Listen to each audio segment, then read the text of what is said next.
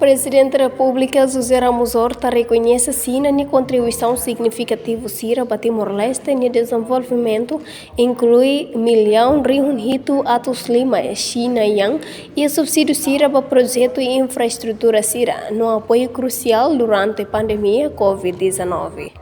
Reconhecimento da contribuição China para Timor-Leste, chefe de Estado ratou e no discurso Barak, onde participa a recepção oficial da celebração aniversário Fundação República Popular China para a Hitonolo Recém Lima e a embaixada China e dele, sexta Ronolo foi em setembro tinandre Rua Ronolo Recém Hat.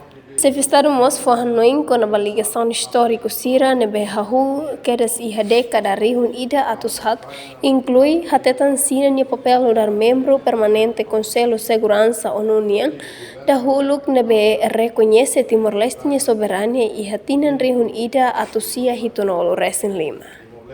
Presidente reafirma compromisso Timor-Leste para a política China e det no louva esforço diplomático China onde halo mediação para conflito internacional Sira.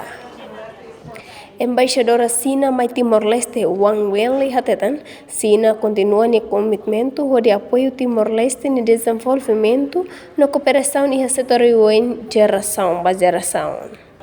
Lusitania Barreto, VIP TV. Hãy subscribe cho kênh Ghiền Mì Gõ để không bỏ lỡ những video hấp dẫn.